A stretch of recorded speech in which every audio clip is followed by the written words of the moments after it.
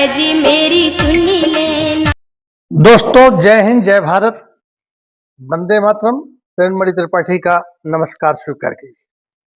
आप लोग जानते ही हैं पितृपक्ष चल रहा है। आज मैं आप लोगों के सामने एक ऐसा वीडियो लाया हूं जो हमारे भारत वर्ष के एक महान सती सावित्री नारी है, जिसने यमराज से भी अपने पति के प्राण वापस ले लिए थे। ऐसी नारी आज तक न कोई पैदा हुई और न पैदा शायद होगी, क्योंकि हमारा देश सनातनी है। यहाँ से एक विदुषी अति अति पतिव्रता नारियां का जन्म हुआ है और उन्होंने अपने पति के अलावा किसी भी पर पुरुष का छाया तक अपने शरीर पर नहीं पड़ने दिया है। सीता माता जो थी वो रावण के सामने त्रिणिका रख करके और बात करती थी। उसके बाद बड़ी बड़ी विदुषी नारियां हुई हैं, घोपा, अपाला, गार्गी जो पर मैंने बनाया है, सती अनसुईया, नर्मदा, सावित्री, बहुत सी हमारी ऐसी माताएं बहनें हैं जो इतिहास में अमर हो गई हैं। और हम लोग सनातनी हैं, सनातन धर्म हमें अपनाना है। और पितृपक्ष चलने के नाते देखिए, हमने शेविंग नहीं किया है, हमारे पिताश्री नहीं है, तो उनके लिए हमें कुछ करना पड़ता है, क्योंकि हमारे पिता ने अपने जीवन की सारी खुशियां हमें दे दी है। और यदि हम थोड़ा सा उनके लिए यह नहीं करेंगे तो प्रभु हमको कभी माफ नहीं करेगा। तो माता पिता के बारे में भी कुछ कर्तव्य होता है। तो चलिए अब हम वीडियो शुरू करते हैं। ये कहानी होती है सती सावित्री की। देखिए फोटो में, जिसने अपने तप के बल, सत्यवती थी, तप के बल जो है यमराज ने उसके पति के प्राण ले लिए थे, पर उसने यमराज से भी अपने पति के प्राण वापस ले लिए। आज उसी पर हम बात करने जा रहे हैं। सत्यवान जो है साल्व देश के राजा धुमत सेन तथा माता मालती का पुत्र होता है। इसकी आयु सिर्फ शादी होने के बाद 1 वर्ष ही बचती है। इसी की पत्नी जिससे इसकी शादी होती है उसका नाम है सावित्री, और ये होती है मध्य देश के राजा अश्वपति तथा मां शैब्या होती है, शैब्या का पुत्र। वैसे मैं थोड़ा गलत बोल गया हूं। ये जो है सावित्री जो है मालती, रानी मालती की पुत्री होती है, और सत्यवान जो है रानी शैब्या का पुत्र होता है। इसी पर कहानी शुरू होती है। दोस्तों, अब हम आगे देखिए, दरबार लगा हुआ है, राजा बैठे हुए हैं। उसी समय मंत्री आता है, कहता है महाराज की जय हो, महाराज की जय हो, महाराज की जय हो। 3 बार जय कहता है। तो राजा कहते हैं कहिए मंत्री जी, प्रजा में सब कुशल मंगल तो है? तो मंत्री कहता है कि हाँ महाराज, चारों तरफ कुशल मंगल है, सब लोग मंगल ही मंगल है, कोई परेशानी नहीं है। तो कहते फिर आगमन कैसे किया आपने, आने का कारण बताइए। तो मंत्री कहता है कि हे राजन, जिन दूतों को, जिन मंत्रियों को, जिन पंडितों को, जिनको जिनको आपने अपनी पुत्री सावित्री के वर के लिए भेजा था, वो सब लौट आए। फोटो वीडियो देखते रहिए आप। राजा का चेहरा खिल जाता है। कहते तो फिर बताइए मंत्री जी, क्या समाचार है? तो मंत्री का चेहरा डाउन हो जाता है। कहता है हे राजन, ये लोग सारी पृथ्वी छान डाले, पर हमारी सावित्री जैसा वर कोई नहीं मिला। अब देखिए वर क्यों नहीं मिला, इसके पीछे मैं बताऊं। राजा जो थे धुम्रसेन, और इनकी पत्नी कौन थी? शैब्या। इनके कोई पुत्र नहीं था, ये निसंतान थे। राजा ने बहुत वर्षों तक पूजा किया, हजारों यज्ञ किए, आहुतियां दी, और ब्रह्मा जी की पत्नी जो सरस्वती हैं, उनको इन्होंने प्रसन्न किया। उसे सावित्री भी कहा जाता है, महाकाली, महालक्ष्मी, महासरस्वती। तो उनको प्रसन्न किया, वो प्रसन्न हुई। अब बोली हे राजन, तुम एक बार हमसे मांग सकते हो जो मांगना है। तो उन्होंने कहा कि हे माते, आप प्रसन्न हैं तो मुझे 100 पुत्रों का पिता बना दीजिए। तो मां सावित्री कहती है कि नहीं, ऐसा नहीं कर सकती हूं, और मैं तुम्हें वंश चलाने के लिए, जैसे वंश के लिए मांगे हो, वंश चलाने के लिए, लड़की का भी बच्चा होता है तो भी वंश चलाता है, एक पुत्री देती हूं और उसका नाम होगा सावित्री। राजा आ जाते हैं, अपनी पत्नी को बताते हैं, और इनके घर में एक गुणवान, रूपवान, सुशील एक पुत्री का जन्म होता है। माँ सावित्री के ही नाम पर इसका सावित्री रखा जाता है। इसीलिए ऐसे गुणवान, सुशील, सभ्य, विद्वान, विदुषी नारी का पुरुष इतना आसानी से नहीं मिल सकता, उसका पति नहीं बन सकता, ये बात थी। तो कहीं भी इसके लिए पति नहीं मिला, क्योंकि आशीर्वाद कन्या थी। तो राजा इस बात को सुनते हैं तो दुखी हो जाते हैं, कहते हैं कि हे मंत्री, इसका मतलब मेरी पुत्री के लिए इस संसार में कोई वर ही नहीं मिला। तो मंत्री कहते हैं, हे राजन, आप नाराज मत होइए, विधाता ने यदि आपकी पुत्री को रचा है तो उसके लिए वर भी रचा होगा, कहीं न कहीं इस संसार में होगा, आप चिंता मत कीजिए। राजा कहते हैं, हाँ ये तो बात सही है। उसके बाद उदास मन से महल के अंदर जहां रानी रहती है शैब्या, उनके पास आते हैं। तो रानी पलंग पर लेटी हुई है, राजा को देखती है, उठकर बैठती है, कहते आइए, अपने बॉल में बैठा लेती है। इन सबका वीडियो वगैरह क्लिप वगैरह आप देखते रहिएगा। तो उसके बाद वो कहते कि हे राजन, आप तो यहाँ से गए थे बड़े खुशी मन से, लेकिन आप लौट रहे हैं उदास मन से। ऐसा क्या बात हो गया कि आप जो है बड़े चिंतित लग रहे हैं? राजा ने कहा, हे रानी, मैं उदास क्यों न हूं? जिसकी पुत्री सयानी हो जाए और घर में बैठी रहे तो उसका पिता तो उदास होता ही है। तो कहे कि जो लोग वर ढूंढने गए थे, रानी कहती है, उन्होंने क्या कहा? तो कहा कि उन्होंने कहा कि हमारी पुत्री के लिए वर इस पृथ्वी पर कहीं नहीं मिला है। अब राजा रानी दोनों सोच में पड़ जाते हैं, रानी भी सोच में पड़ जाती है।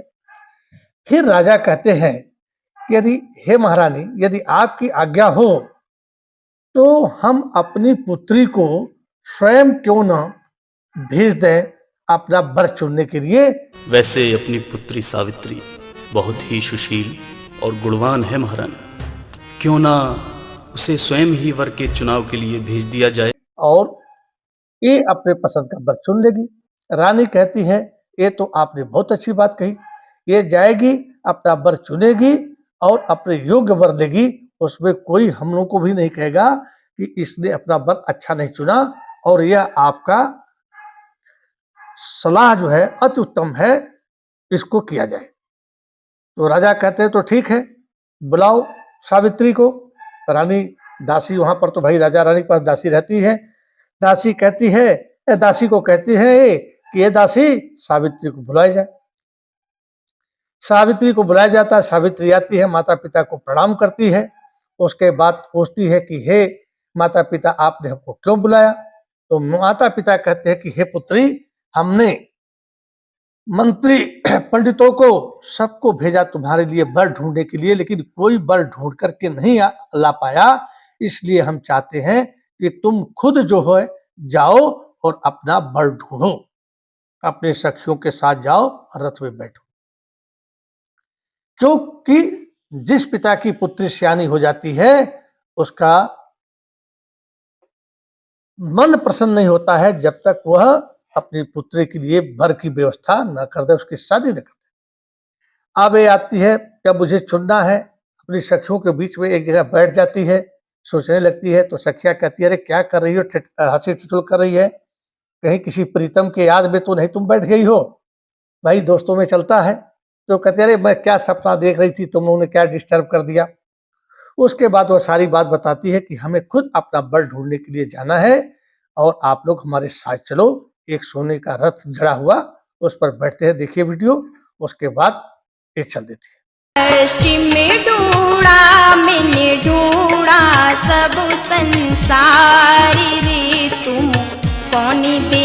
उसके बाद वहां चलते चलते कहीं वर नहीं मिलता है। तो कहती, पूरब भी ढूंढा, पश्चिम भी ढूंढा, उत्तर भी ढूंढा, दक्षिण भी ढूंढा, ऊपर ढूंढा, नीचे ढूंढा, हे साजन तुम कहाँ हो।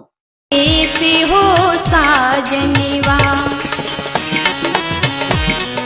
मैं तो थक गई इस ढूंढते ढूंढते, दोपहर हो गया, शाम हो गया, पर तुम कहीं नहीं मिले। यही सोचते हुए रथ चल रहा है, ढूंढ रही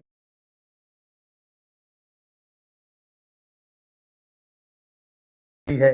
तब तक जो है एक जगह सावित्री की नजर एक पेड़ पर पड़ती है और कहती है कि हे सखी, लगता है हमारी मंजिल आ गई। तो सखिया बोलती है कौन सी? कहा उस पेड़ पर देखो। तो सखिया सब पेड़ पर देखती है, वहां एक बंदर रहता है। कहता है अरे वो बंदर, वो तुम्हारा पति बनेगा? तो कहती है अरे नहीं, पेड़ पर, उस पेड़ पर देखो ध्यान से। तो देखा तो एक आदमी जो है लकड़ी काट रहा है और उसके बाद जो है देखी रथ को रोक दिया जाता है। उसके बाद कहती है कि हे सखियों, जाओ उस लकड़ी काटने वाले आदमी को बुला कर ले आओ। सखिया जाती है, कहती है लकड़ी काटने वाले, अरे ओ लकड़ी काटने वाले, जरा पेड़ से नीचे उतर कर आइए, हमारी राजकुमारी आपको बुला रही है। हे लकड़ी काटने वाले, तुम नीचे आओ, मैं, मेरी सखी राजकुमारी सावित्री तुमको बुला रही है, मैं उनकी दासिया हूं। तो अब जो है, जो पेड़ पर आदमी है, राजकुमारी का नाम सुनता है, डर जाता है, किस लिए बुला रही है?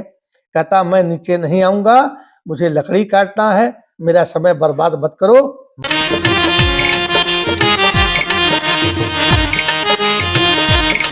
मैं नहीं आऊंगा। तो बोलती है कि नहीं आओ, राजकुमारी बुला रही है। बहुत कहने पर कहता मैं नहीं आऊंगा भाई, तुम्हारी राजकुमारी जो उधर खड़ी है रथ लेकर के, वो मुझसे काम करवाएगी, घोड़ों के लिए घास मंगवाएगी, घोड़े प्यासे हैं उनके लिए पानी लाएगी, मुझे लकड़ी काटना है, मुझे अपने घर पहुंचना है, इसलिए जो है मैं नहीं आ सकता हूं, आप मेरा समय व्यर्थ मत कीजिए और जाइए। फिर कहती अरे तुम आओ तो, कोई घोड़े को घास नहीं खिलाना है, कोई पानी नहीं पिलाना है, मेरी राजकुमारी बुला रही है।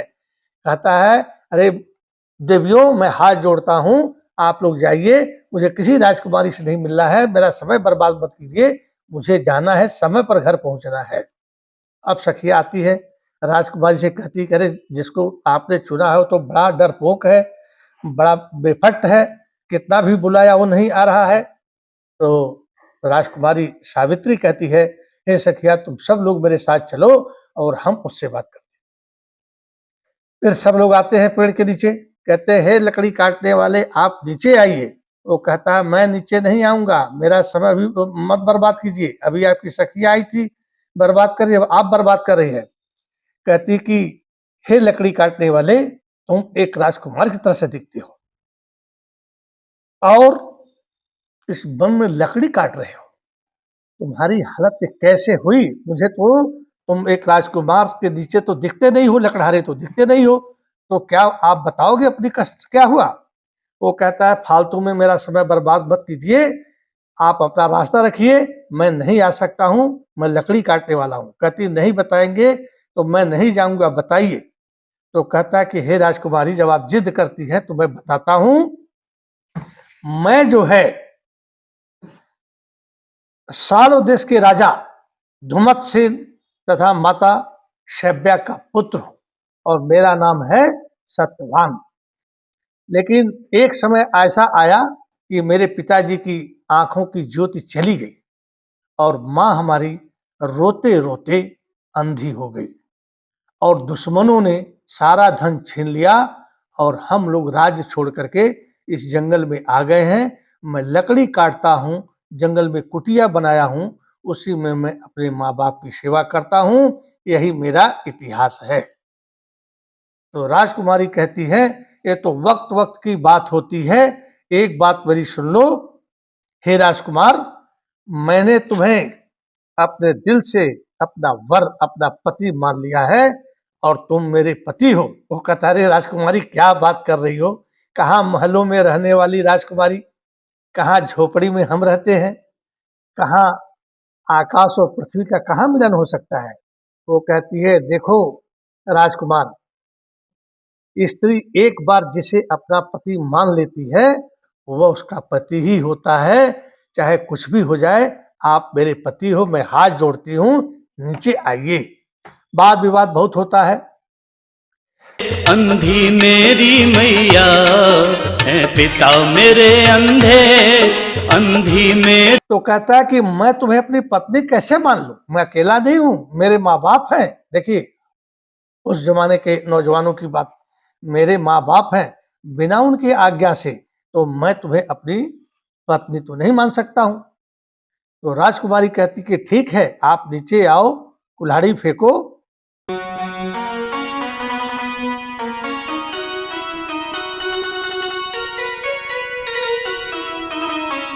और उसके बाद हम आपके माता पिता के पास चलते हैं और सारी बात बताते हैं, और वह जरूर अपनी बहू हमें स्वीकार कर लेंगे। अब वह लकड़ी थोड़ा सा रह जाता है, काट करके गिरा देता है, उसके बाद कुल्हाड़ी फेंक देता है, वीडियो में देखिए। उसके बाद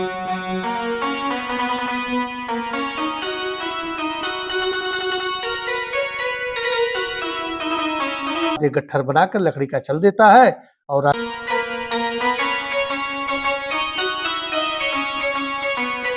राजकुमारी उसके साथ जाती है। वहां जैसे ही आवाज होती है पैरों की, तो राजा जो है धूप सेन कहते हैं कौन? तो कहता बेटा सत्यवान। ये कहता है माता और पिता श्री दोनों को सत्यवान का प्रणाम स्वीकार कीजिए। फिर सावित्री भी थोड़ा किनारे जाकर बोलती है माता श्री को और पिता श्री को मेरा प्रणाम। तब तक सत्यवान की माँ बोलती है ये मधुर आवाज सुने हुए हमें बहुत दिन हो गए, ये किसकी आवाज है? तो सावित्री कहती है हे माता श्री, मैं मद्र देश के राजा अश्वपति और रानी मालती की पुत्री हूँ सावित्री। तो बोली कैसे आई हो बेटी?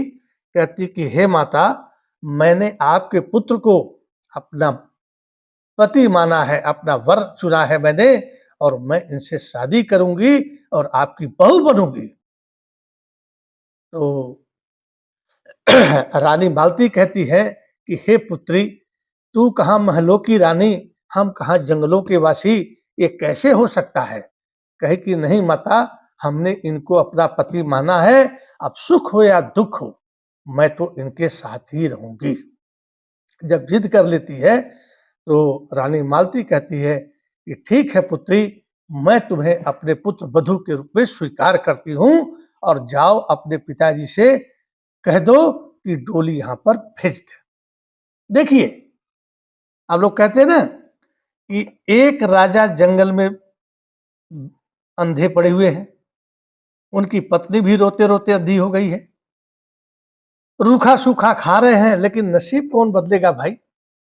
राजा के लड़की की शादी राजकुमारी से होगी, न कि किसी भिखारिन से होगी। देखिए कहा ना कि प्रभु रचा है सृष्टि को, जिस प्रभु ने वही ये सृष्टि चला रहे हैं, जिन्होंने भेजा इस जगत में वही वापस बुला रहे। सब प्रभु के हाथ में है, आपके हाथ में, मेरे हाथ में क्षण क्षण का चीज लिखा हुआ है, इसमें कोई रोक नहीं सकता।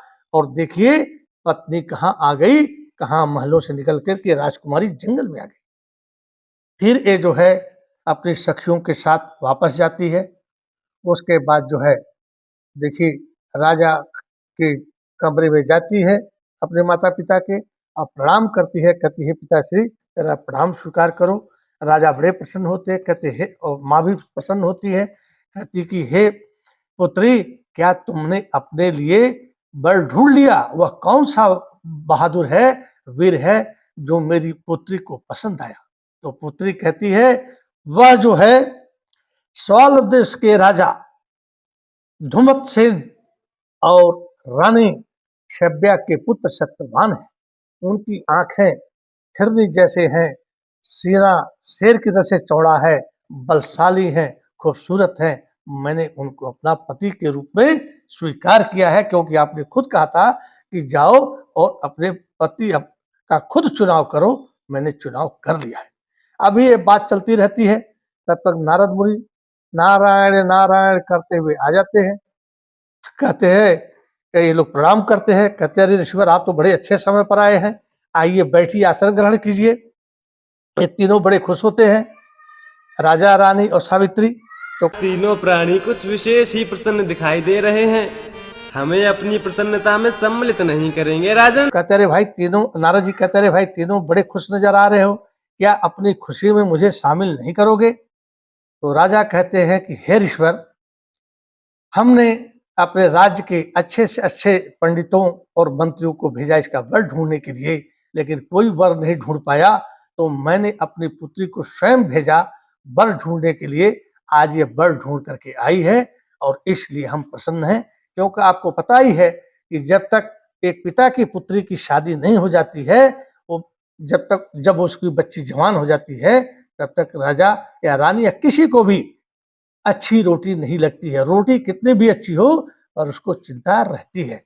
पर आजकल के माता पिता 30, 35, 25 ये सब कर देते हैं, जबकि शादी की उम्र जो है लड़कियों की हमने बनाया भी है 16 से लेकर 18 या ज्यादा से ज्यादा 20 कर लीजिए, क्योंकि नेचर का है नियम। आप शादी नहीं करेंगे बच्ची का तो फिर बच्ची आप अपना व्यवस्था खुद करेगी। और लड़कों का उम्र 25 है। ये हमारे वैदिक सभ्यता की कहानी है। मैं इसीलिए वैदिक सभ्यता पर अपने वीडियो बनाता हूं कि सनातन धर्म के यदि हम वासी हैं तो इस पर हम वो करेंगे। कलेक्टर, जज, मजिस्ट्रेट तो बात की चीज है यार, कल तो वर्दी उतर जाएगी, लेकिन जो ये शरीर है, जो शरीर की डिमांड है, उसकी तो पूरी करनी पड़ेगी ना। नहीं तो फिर अपना नाक कटाओ, उसके बाद वही आपकी पुत्री आपके दामाद जी को नीले ड्रम में डालेगी, पहाड़ से धक्का देगी, और फिर पुत्र होते हुए भी आप निसंतान बनोगे। और लड़की वालों को भी कह रहा हूं कि पुत्री ऐसा काम कर देगी ना आपकी गलती से, तो आपकी तो जग हंसाई होगी, पुत्री भी जेल काटेगी, और फिर उसके बाद आपकी इज्जत का पलीता उड़ जाएगा। इज्जत बचाना है तो समय पर आप अपनी बच्चों का शादी कर दीजिए, उनकी गलती नहीं है, ये नेचर है। भूख लगेगी तो खाना मिलेगा। कहते हैं भूख न देखे झूठी भात। भूख जो होती है, हंगर जिसको कहते हैं, जूठा क्या हुआ भात नहीं देखता है। और नींद न देखे टूटी खाट। जब आदमी को बहुत तेज नींद आता है तो उसको बाद जमीन पर लेटा दो, कहीं लेटा दो, वो सो जाता है। और प्रेम न देखे जात पात। जो मोहब्बत हो जाती है, प्रेम हो जाती है, वह जात पात भी नहीं देखती। इन सबों से बचने के लिए आपको ये अपना कर्तव्य निभाना ही पड़ेगा। तो नारद जी बोलते हैं जरा बताओ भाई कौन है, किसको वरण किया है? तो ये कहते हैं, राजा कहते हैं साल देश के राजा धुमत्सेन का पुत्र सत्यवान है। नारद जी ऐसे ध्यान लगाकर देखते हैं, कहते अरे भाई शादी तो वर तो बहुत अच्छा है, लेकिन जानते हैं क्या इसमें? हे प्रभु कल्याण करना। कहते क्या है? कह रहे रहने दो, अब तो चुन लिया तो क्या बताए। बोला नहीं बताइए। जिस सत्यवान को आपकी पुत्री वर स्वरूप चुनकर आई है, उसकी आयु मात्र 1 वर्ष और है। तो कहते हैं कि जिस लड़के को इसने वर चुना है तो उसकी उम्र 1 ही साल है। इससे कहिए कि दूसरा वर चुन ले। अब राजा रानी धक से लग जाता है, अरे यार बड़ी मुश्किल से तो वर भी चुना गया, और उस वर का उम्र जो है 1 ही साल है। तो कहते हैं कि हे पुत्री सावित्री, तुम अपना जो है वर दूसरा चुन लो और उसको मत करो, क्योंकि 1 साल में तुम विधवा हो जाओगी। 1 ही साल उसकी उम्र है, क्योंकि नारद जी की बात कभी झूठी नहीं जाती है। तो ये कहती है कि हे पिताश्री, हम नारियों यदि वर चुनती हैं तो एक बार ही वर चुनती हैं, इसको बदला नहीं जाता। ये सामान नहीं है, जिस पर हमारा दिल आ गया, जो हमको अच्छा लग गया, वो जो है हम जो है वर चुन लिए हैं, इसको नहीं बदल सकते हैं। कोई बात नहीं।